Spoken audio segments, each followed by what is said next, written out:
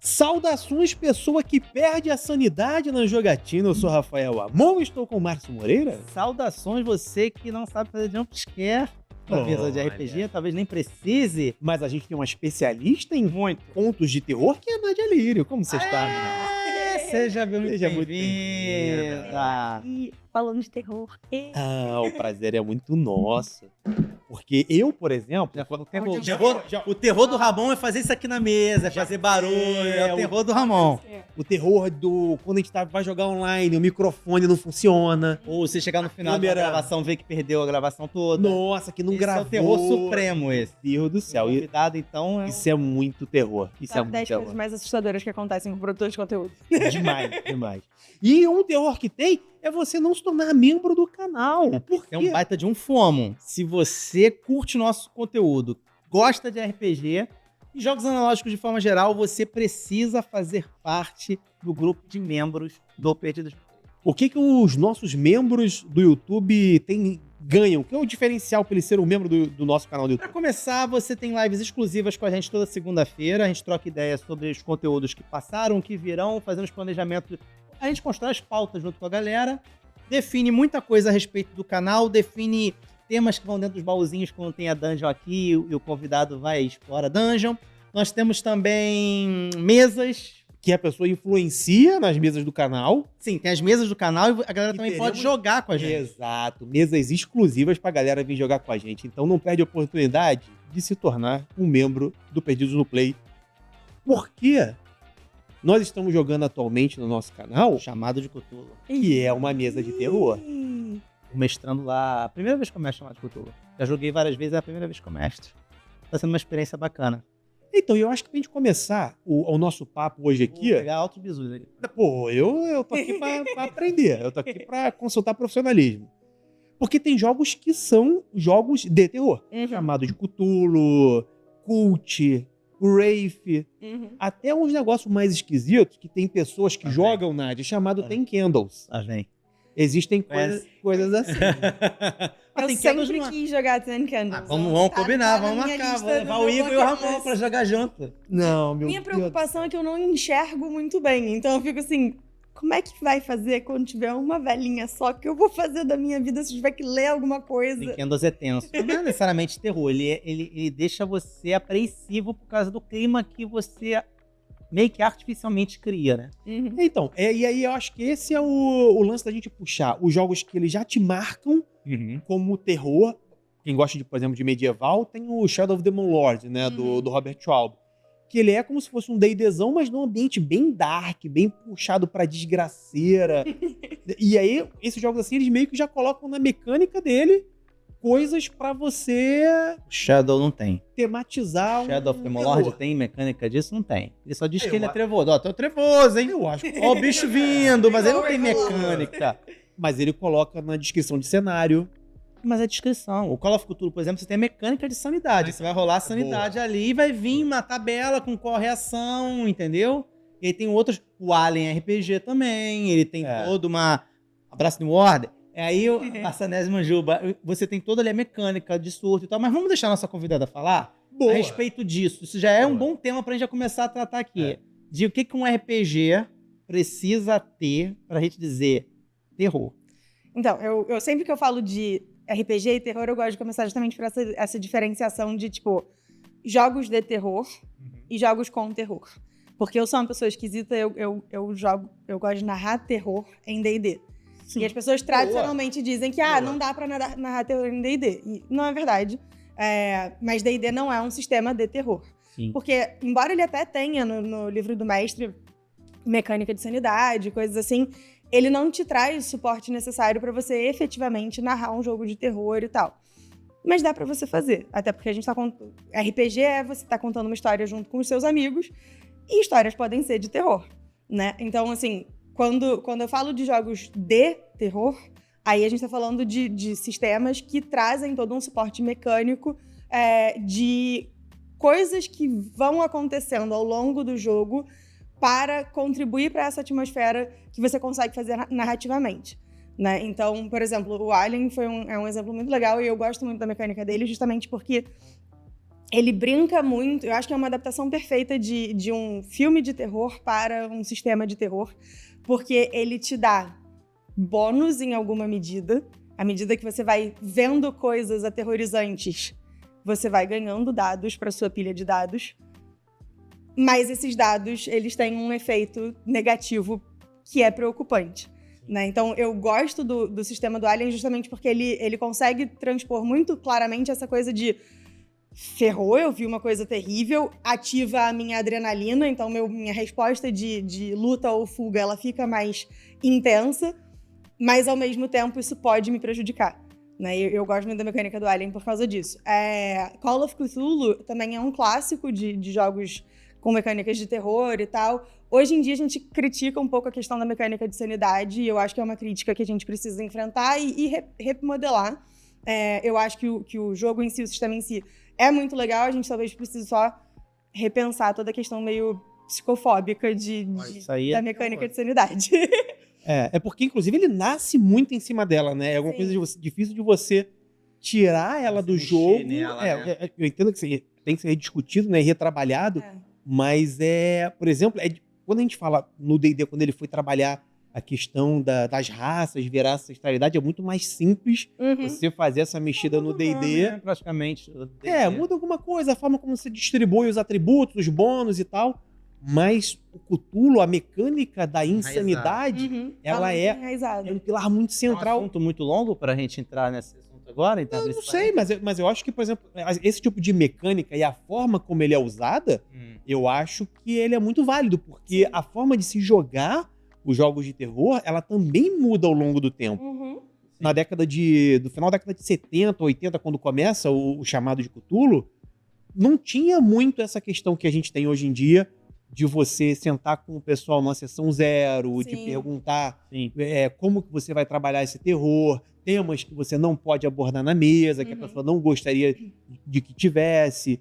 Então isso lá atrás, quando esses tipos de jogos nascem, não tinha esse pensamento que a gente tem hoje. Então eu acho que a visão sobre isso precisa dar uma... E mesmo fora dos jogos, né? Assim, a nossa visão enquanto sociedade das questões relacionadas à saúde mental e tal, ela mudou muito nos últimos anos.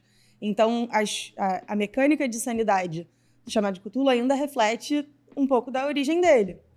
E a gente pode, eventualmente, ajustar. Eu gosto muito, assim, um cenário que é parecido com o do Call of Cthulhu, mas é também uma proposta um pouco diferente, porque tem um pouco mais de fantasia e tal. Eu gosto muito do Candela Obscura. E o que o Candela traz no lugar da mecânica de sanidade?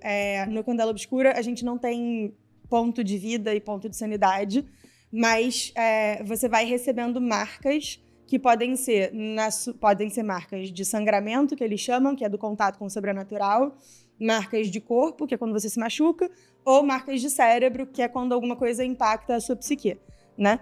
E aí, se você receber 4 marcas, você cai desacordado naquela cena e você recebe uma cicatriz.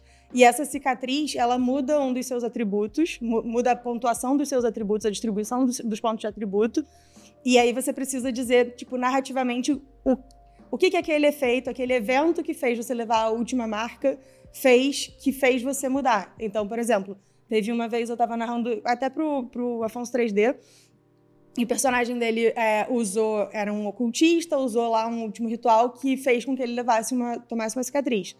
E aí ele explicou como, assim, o contato com o que o ritual dele fez com que ele passasse, ele ficou com uma marca muito visível e tal, então ele passou a ser mais furtivo e menos carismático, né? Então eu achei essa mecânica super legal, porque assim, traz a questão de, você tá exposto a uma coisa que te impacta e tal, mas sem precisar ir pra, tipo, então agora eu tenho, sei lá, fobia social, que é um problema que as pessoas na vida real têm, né? Porque muitas vezes a pessoa tá jogando um RPG, tem gente que joga como 100% um escapismo, né? Mas tem muita gente que não quer ver num jogo de RPG coisa que ela já sofre na vida real. Exato. As minhas críticas com o chamado de Cthulhu sempre foram 2, e agora mestrando brotou uma terceira. antes, né, de eu ter a terceira, quais eram as críticas? Esse negócio de, olha, se você for jogar, com certeza você acaba morto ou louco. Eu acho que isso é ridículo. Eu também nunca gostei. Eu não gosto dessa parada, porque por causa disso. meio que vai forçar a barra. Uhum. E eu não gosto dessa forçação de barra, entendeu? É um jogo. Então você pode se dar bem no jogo. Você pode terminar o jogo e se dar bem relativo também, né? Você passa por um monte de desgraceira, sobreviveu, não terminou louco, mas o que você viu, né? O que custou? Enfim, não gosto disso. Não gosto muito dessa coisa de... Mas isso aí quase todos os jogos têm. Que você vai jogar terror, mas você já sabe que tem uma coisa a ver com mito. Aham. Aí perde aquela coisa do weirdo, sabe? Do estranho, do surpreendente. Você já vai contando. Alien tem muito isso. Pessoal, muita gente vai mestrar Alien contando que vai aparecer um Alien. Né? Enfim, essas eram as minhas duas críticas que eu tinha antes de mestrar. E agora, mestrando e ouvindo a Nádia, eu vejo realmente que minha terceira crítica faz sentido. Que é essa coisa de querer emular muito... Isso é uma coisa da época, né? Emular muito a realidade. Sim. Vai rolar alguma coisa e rola de novo, vai na tabela. Não porque tem tabelas ou coisa desse tipo, mas ele tenta emular muito... Ó, por exemplo, tem uma rolagem no Call of Cthulhu que você rola a sanidade. Se você tiver 5 pontos ou mais de perder ponto, você tem que rolar a inteligência. Se você tiver sucesso, você ganha uma fobia, porque a inteligência vai fazer você perceber, entender aquilo ali. Na verdade, o bom seria que você não entendesse para não ganhar aquela fobia. Aí vem uma lista de fobia, entendeu? Eu falei, pô, precisava disso tudo. E aí, realmente, você tem uma mecânica mais elegante no Alien. E muitos outros que estão seguindo essa premissa. Até o Vampiro, que não é da mesma editora, e tem essa coisa dos dados que vão somando e vai gerando estresse. Que eu acho bem legal também. E aí o Vampiro entra num outro caminho que é muito legal, que é o do horror pessoal, né? V5. Que é do... O antigo não tinha isso. Então, a mecânica, ela salvou o Vampiro. Então, mas é porque, pra mim, os jogos vão evoluindo ao longo do tempo. Sim. No Vampiro da década de 90, que a galera jogava de X-Men Noturno, né? Sim. Todo mundo era o Blade, né? Todo mundo era o Blade, é isso. Tudo Blade. Mas agora, na quinta edição, os caras foram, não, vamos fazer... O horror pessoal, e você sente mesmo. A fome, o dado de fome é fantástico.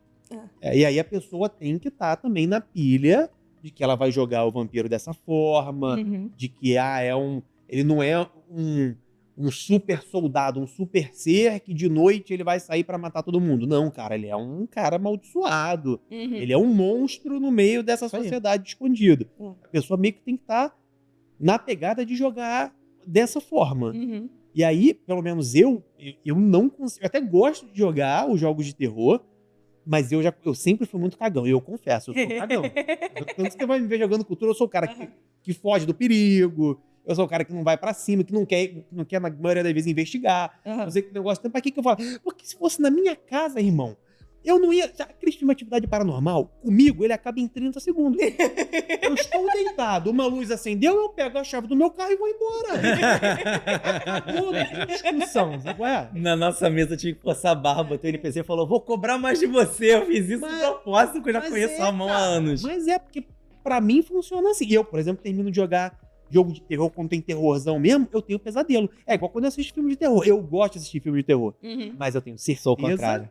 que eu vou ter pesadelo. Sou o Pra contrário. mim, Eu não gosto de filme de terror, não gosto de série de terror, mas amo jogar. Eu adoro filme de terror, eu adoro jogar jogos de terror, assim. Eu acho que as duas coisas, pra mim, se retroalimentam. E quanto mais filme de terror eu vejo, melhor eu narro e melhor eu jogo. E quanto mais jogo eu jogo, mais filme eu quero assistir pra poder saber como é que funciona e tal. Então, pra mim, as duas coisas são super interligadas. mas não só assistiu, você já escreveu um livro, você escreveu Terrores Noturnos e outras histórias. O Terrores Noturnos, ele tem coisas de terror, mas ele não é só de terror. Conta um pouquinho do livro pra gente. É um livro de contos curtos, eu escrevi ele durante a pandemia, porque trancada em casa e tal.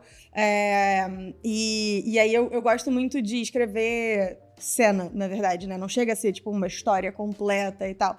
Às vezes eu tenho tô ouvindo uma música, tipo, essa história, essa cena, esse momento. E aí o Terrores Noturnos meio que nasceu disso. São vários contos curtinhos, tem de tudo um pouco. Tem coisas mais pro terror, tem aventura tradicional, assim, fantasia tradicional, tem romance, tem um mini conto que eu escrevi para um casal de amigos meus no aniversário de casamento deles. Então, assim, tem de tudo um pouco.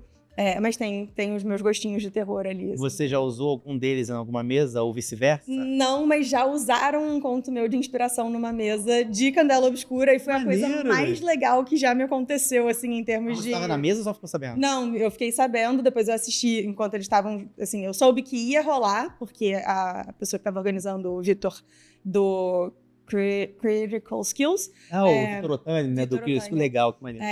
Ele ia narrar uma mesa de Candela e ele falou, eu vou usar o seu conto Corra como inspiração, que é um conto muito legal, eu gosto muito, envolve chuva e barulho de chuva e tal, e esse é de terror mesmo. E aí a mesa foi muito bacana e eu me senti muito tipo, ai cara, pegaram um negócio que eu escrevi e fizeram um negócio muito maneiro. Foi assim, ponto alto pra mim, foi bem bacana mesmo. Porque essa parada que eu acho muito maneiro, porque, por exemplo, Chamado de Cthulhu, você sabe que em algum momento, por padrão, você vai ter algum contato com mitos de Cthulhu. Uhum. Vampiro à Máscara, você sabe que em algum momento você vai ter contato com vampiros, clãs de vampiros. Wraith, você sabe que você vai ter contato com o sobrenatural. Mas, por exemplo, como a Nádia falou, você colocar terror numa mesa de D&D, às vezes tu pega a galera de surpresa. Sim. Porque o cara tá esperando aquela fantasia mais classicona, aquele todo mundo feliz, estamos bebendo na taverna, e de repente vira alguma coisa. E aí, como é que você que tá elaborando uma aventura ou pensando em mestrar, cria esse elemento? Porque a gente tava falando, tem agora hoje em dia, né, o formulário de consentimento, que você coloca para as pessoas o que ela quer, o que ela não quer. Isso já indica a pessoa que vai ter alguma coisa ali, que pode ter um tema sensível, que às vezes não agrade a pessoa. Como é que você ainda mantém, por exemplo, o suspense do terror? A pessoa ficar na ponta da cadeira, saber se vai vir alguma coisa aterroradora ou não, ou tá só um dia claro, céu azul, lindo e tranquilo e tudo bem? Eu gosto muito o Stephen King tem uma definição que eu acho muito legal, que ele fala da diferença entre, acho que é suspense, terror e horror. É a gradação que ele faz. Mas, essencialmente, ele diz assim, suspense é quando você percebe que tem alguma coisa errada, mas você não sabe exatamente o que é.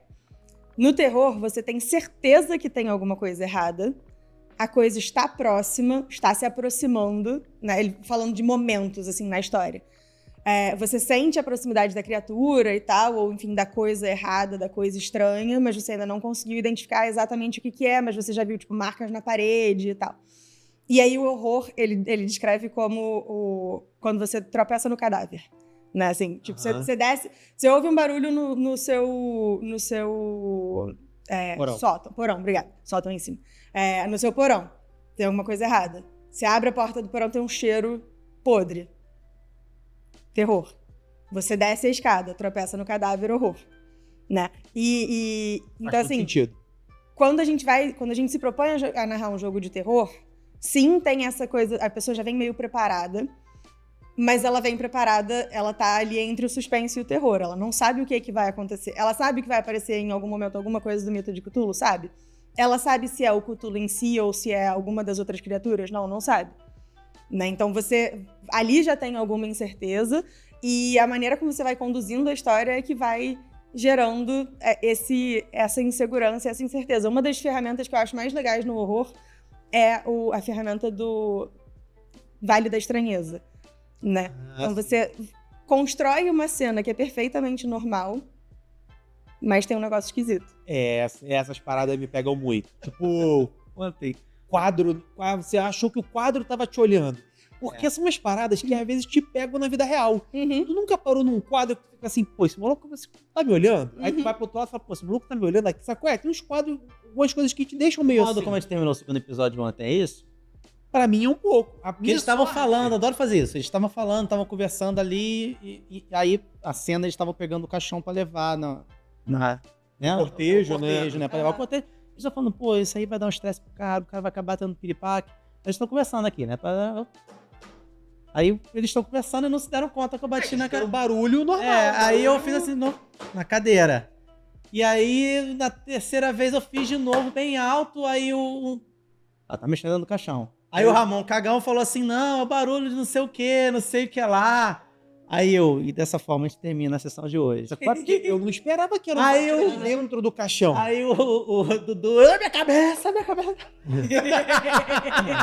Esse tipo de coisa, assim, que me pega, sabe? Porque eu, por exemplo, eu não gosto de gore. Nem em filme, por exemplo. Não me pega. Não me pega como terror. Sim. Pra mim é muito mais um negócio nojento do que terror. Sim. Mas não é horror, isso. Então, É. você já chega no horror. Exato. Assim, a grande parada do horror o horror é o momento de liberação máxima do estresse. O André, do Narradores Narrados, hoje até postou um vídeo no YouTube, no TikTok, acho que no Instagram também, falando sobre construção de vibe de terror e tal, porque ele tava respondendo uma pergunta sobre minha mesa faz muita piada. E aí ele tava falando uma coisa que eu concordo muito e que eu falo sempre que eu dou aula de terror e tal.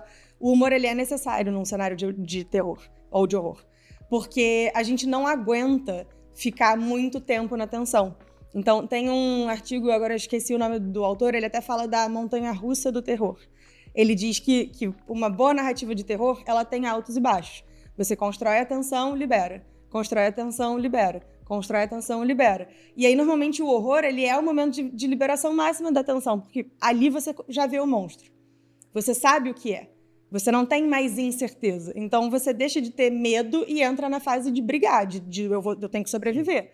Sim. Né? Então, você desconstrói o terror em si e entra em outra etapa da narrativa, que é a etapa do enfrentamento. Então, eu não gosto muito de gore, porque, primeiro, eu acho que você não precisa do gore para contar uma boa história de terror. Embora eu goste, em alguns momentos, do gore, assim, tem muita história com gore que eu gosto muito, mas eu acho que ele tem que saber dosar. Né?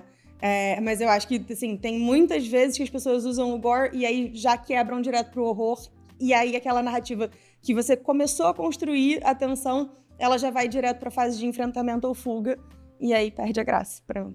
Isso pra mim me pega muito. E eu vejo de uma galera que tem essa dificuldade com os jogos de terror, de horror, que é você criar esse clima, porque você pegar o livro só, ou que seja de Cthulhu, de vampiro, Wraith, por exemplo, Wraith é um jogo que eu jamais vou jogar. Eu não gosto de espírito, assim, de falar, não... Sentir um challenge accepted. Aqueles caras, não, pô, eu sou sensitivo, não quero saber. Tempão com uma adaptações de Wraith pra quinta edição, cara. Louca pra sair da gaveta. Cara. Não vou jogar, vamos jogar Tekken. Não quero jogar uma coisa que seja desgraceira. Não, vamos ficar em volta de uma mesa com 10 velas, quando as velas se apagarem. Eu quero muito jogar Tekken. Eu sou o cara do capa-espada, eu quero viver aventura, eu quero ser um herói, viver aventuras. Então, a minha primeira vez narrando D&D foi durante a pandemia. Eu até então só tinha jogado. E eu narrei uma aventura de terror. Eu comecei com uma adaptação do Iluminado. Era tipo, eles acordaram no hotel do Iluminado. E aí foi divertido e tal. Principalmente porque as pessoas que estavam jogando comigo sabem que eu adoro o Stephen King. Então, tipo, à medida que eles foram pegando as dicas, eles... Caraca, a gente tá no hotel do Iluminado e tal. E aí foi bem maneiro. Mas a partir dessa foi tipo uma one shot. E aí ela virou uma mini campanha. E no que ela virou uma mini campanha, 2 dos jogadores falaram, cara, eu queria trocar o meu personagem. E aí me deu a ideia fantástica de meter uma falsa hidra na história deles. E eu fiz com que a falsa hidra... Não sei se vocês conhecem o monstro da falsa hidra. Não sei se vocês já viram. Não. Ele é um monstro que ele é homebrew, ele não é oficial de D&D. E o rolê todo... Droga, porque aí contando estraga o monstro. Vai dar pra quem spoiler não da tua conhece. mesa? virada. Oi?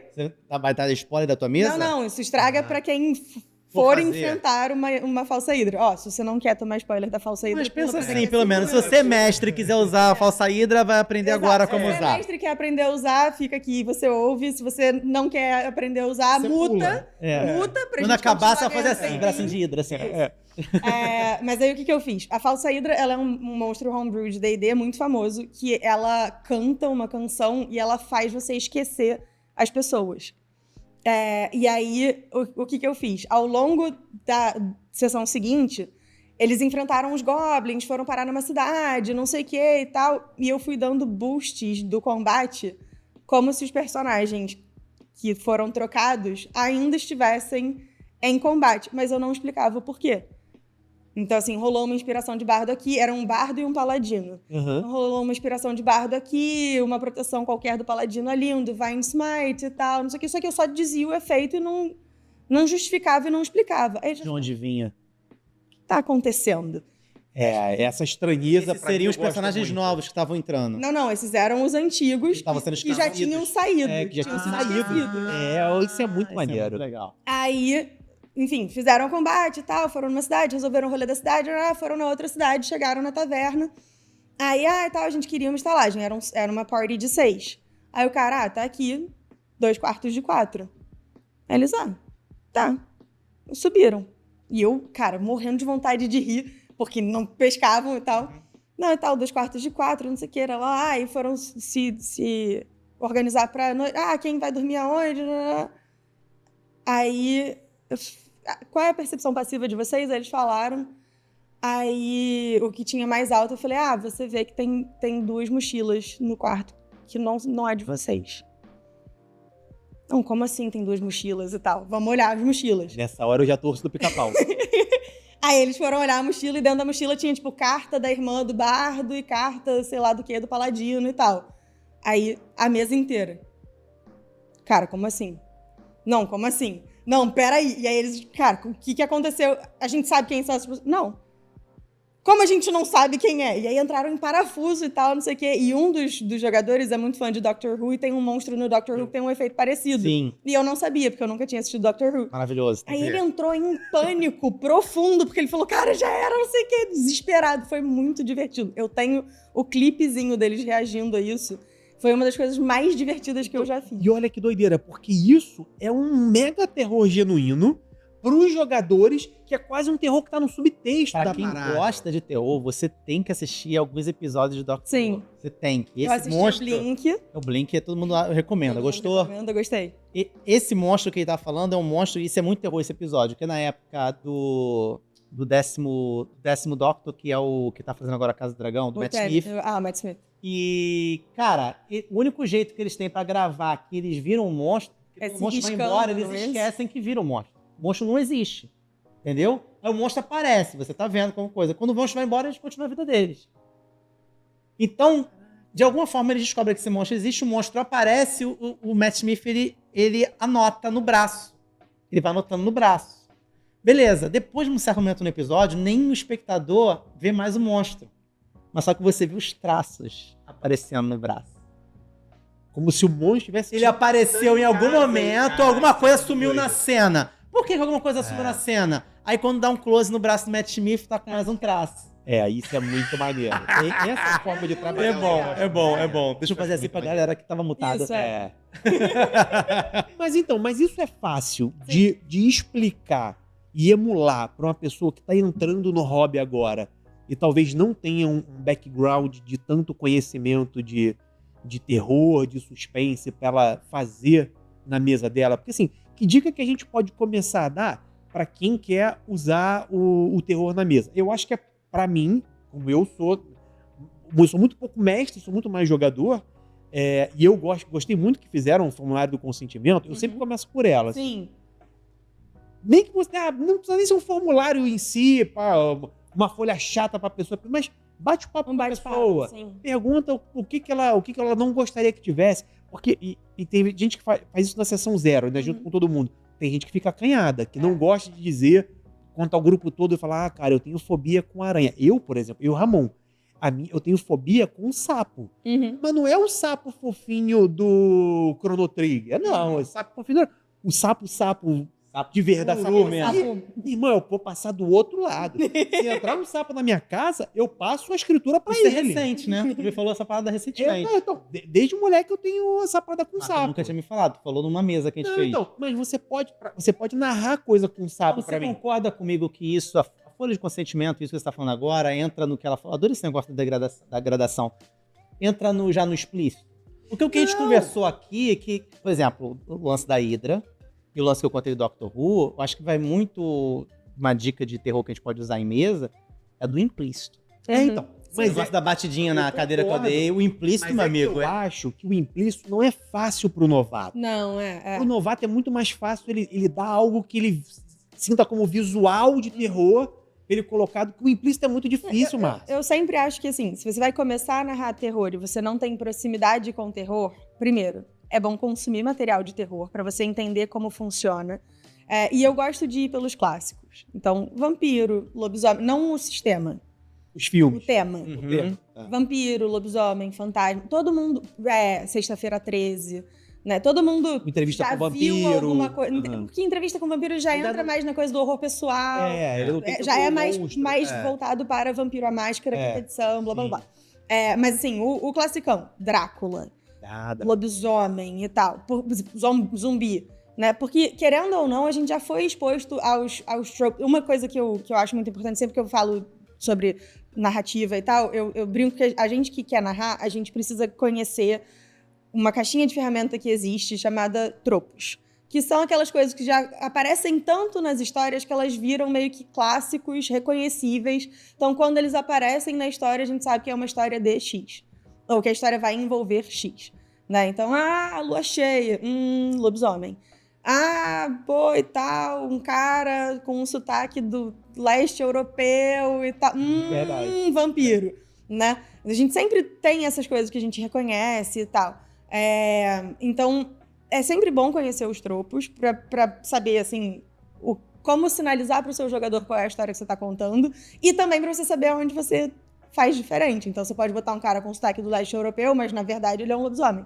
Você pode botar um cara com sotaque do leste europeu, mas, na verdade, ele é o Van Helsing. E o lobisomem ou o vampiro que você tá enfrentando é, tipo, o cara normal, o padeiro da sua esquina. Né? Porque o padeiro acorda de madrugada pra fazer pão e tal. Às vezes, sei lá. Então, você precisa conhecer os tropos pra saber como sinalizar as coisas para as pessoas e também como quebrar a expectativa. Mas eu gosto de começar pelo básico. Eu acho que começando pelo básico, a gente vai construindo o ferramental para saber fazer isso. E aí, assim, começando pelo básico. Lobisomem. Eu vou narrar uma história de terror envolvendo lobisomem em D&D, que nem tem mecânica de terror. Como é que eu faço para construir uma atmosfera de terror?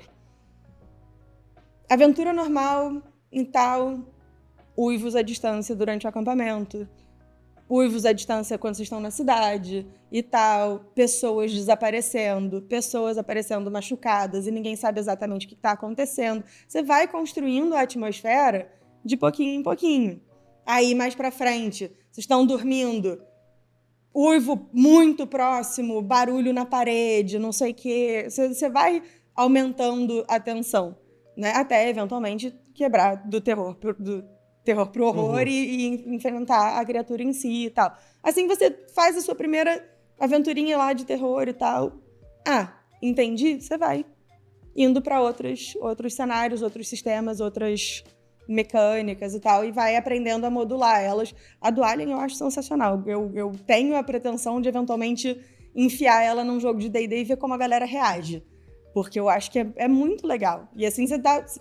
eu tô te dando vantagem. Só que se esse dado aqui sair essa mecânica eu acho maravilhosa. O Year Zero, pra mim, brilha muito. Eu gosto muito do Year Zero.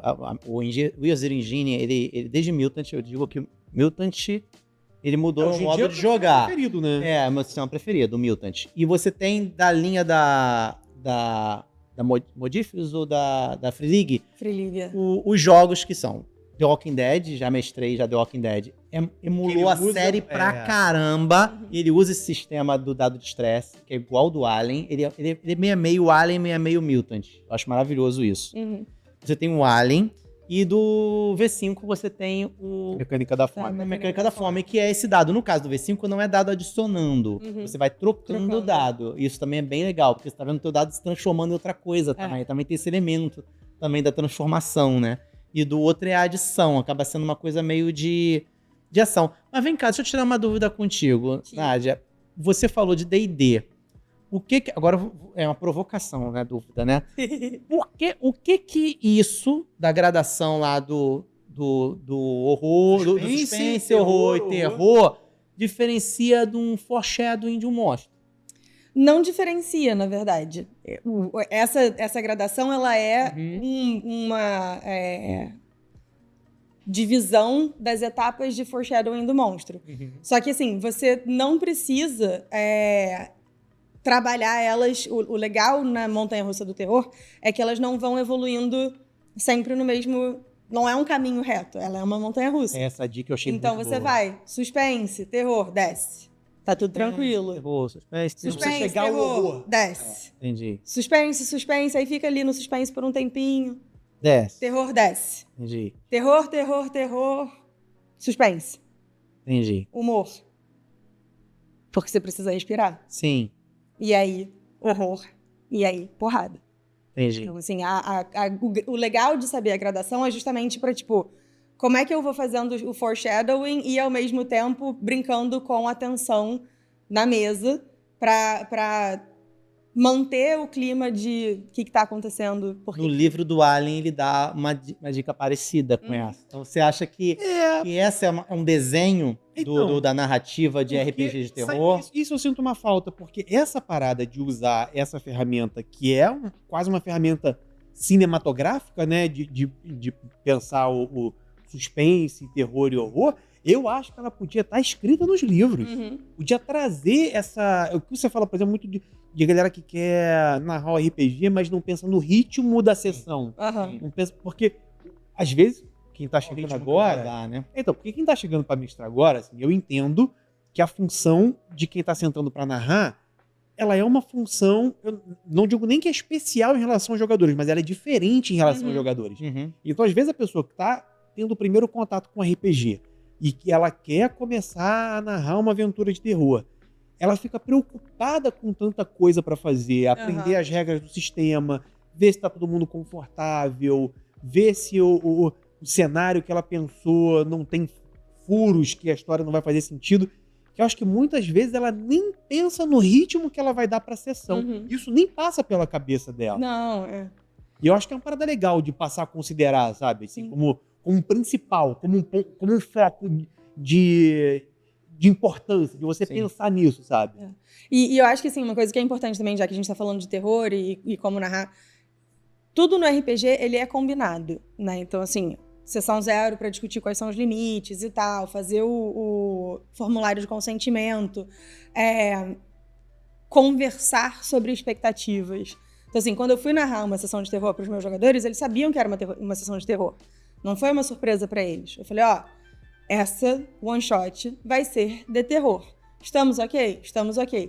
Porque, ao mesmo tempo que o mestre tem responsabilidade por criar o clima, o jogador também tem. Tem. O jogador tem que comprar a história que o mestre tá narrando, sabe? Ele tem que ajudar nessa construção. Eu jogo uma mesa de ordem paranormal no canal do Narradores Narrados. Passa na Twitch do Capirmoto e depois sobe no Narradores Narrados. Cara, todo mundo ali comprou o negócio. Então, assim, a gente tá imbuído, por mais que, eu tô na minha casa, eu não tô numa casa abandonada, mas a gente tá imbuído dessa coisa assim de, a gente tá contando essa história junto. E isso é super importante, porque não importa, se a gente não tivesse afim de jogar uma sessão de terror, a sessão não ia ser de terror, não importa o esforço que o mestre faça. A gente, por exemplo, jogou Cthulhu no canal, cara, assim, é complicado. Várias mesas. Várias. Qual mas você tá falando? mas acho que foi a última ou a penúltima. A caçada.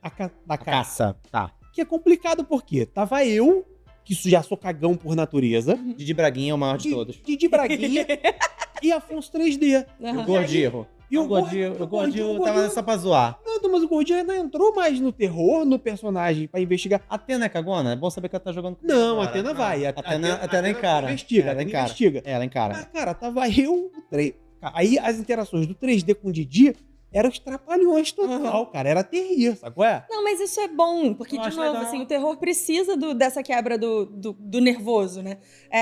A gente, na mesa de ordem, tem um NPC que anda com a gente 100% do tempo, não mais, mas que andava com a gente 100% do tempo, que era um menino de 16, 18 anos, chamado Platina, que era uma criança. Só que, enfim, por questões e tal, tava envolvido com a gente. Um dos maiores sustos que a gente levou na primeira temporada.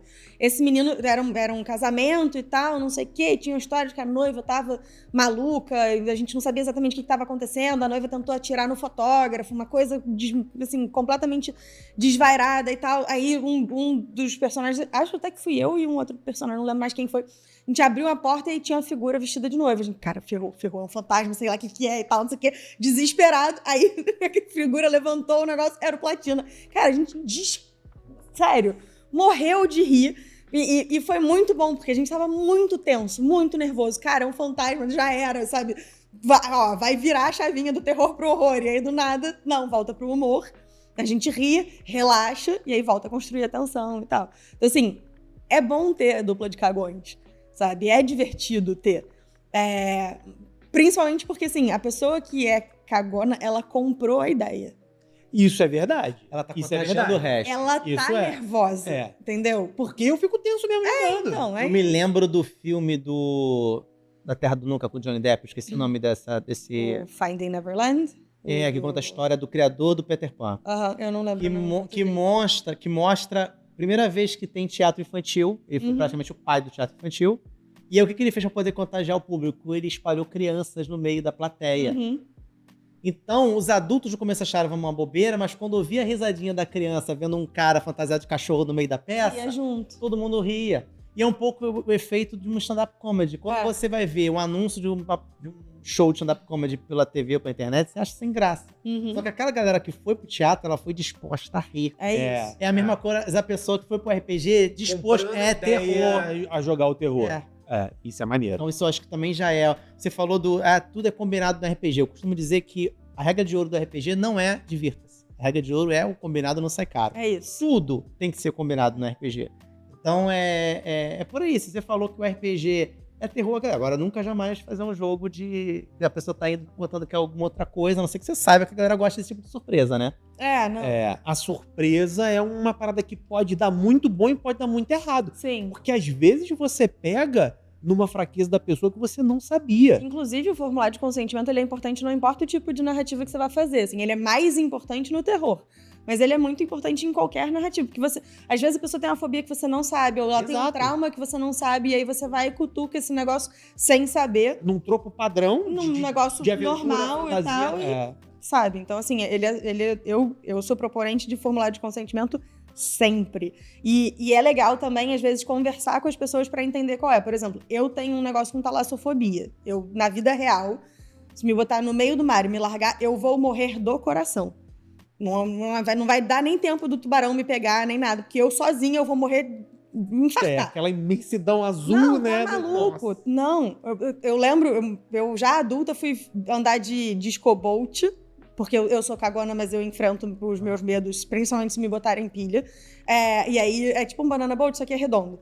E aí a gente indo, daqui a pouco uma amiga minha caiu do negócio. Eu entrei em pânico, porque eu fiquei, agora eu vou ver o tubarão subir, pegar ela e ir embora. Tipo, eu entrei, enquanto ela não tava de volta na boia, eu tava, tipo... É que não só por você, mas pelos outros também. Eu sei lá, mas você coloca no formulário esse tipo de coisa pra não ter. Mas assim, então...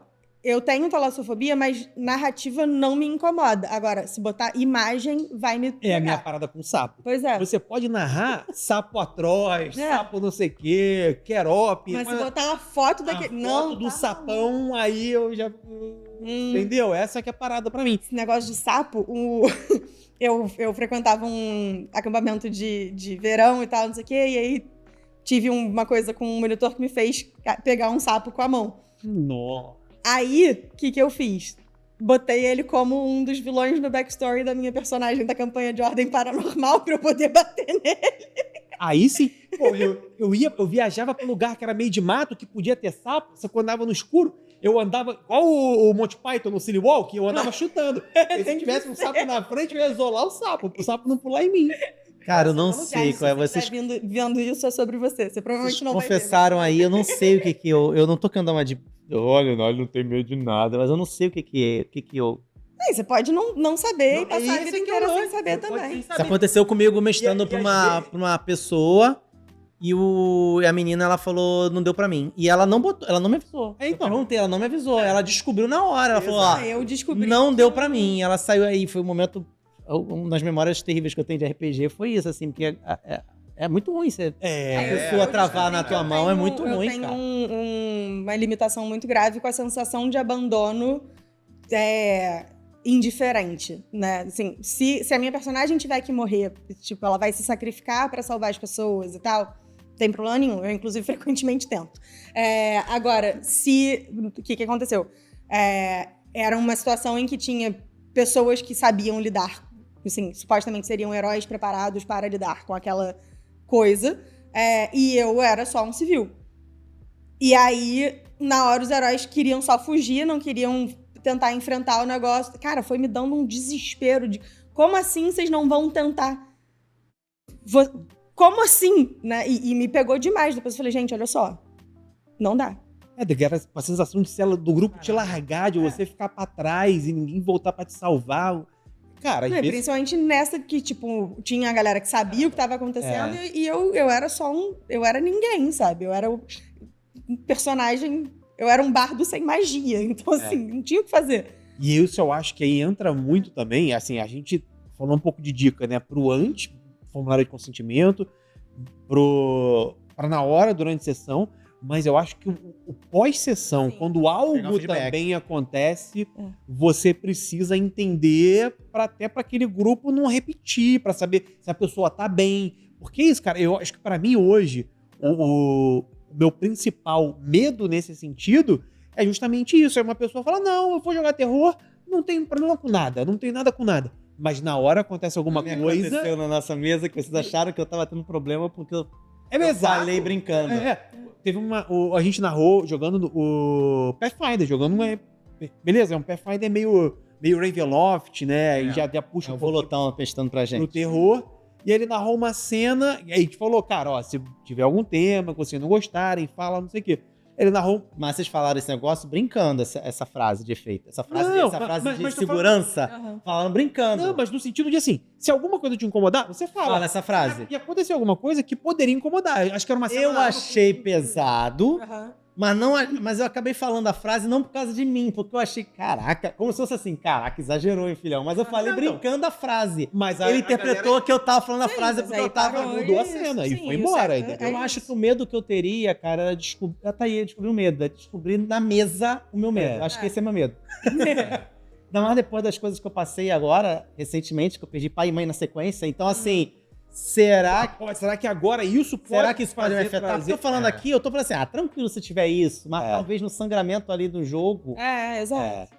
Você não sabe. Então ficam essas dicas pra você que tá pensando em colocar terror, horror, suspense na sua mesa. Não seja babaca também, né? E, cara, ser babaca é a segunda regra de ouro. É a primeira, se bobear. Porque como tem gente que usa, às vezes, o medo do outro pra querer... Não, isso é uma coisa muito importante. Olha aqui, foca aqui.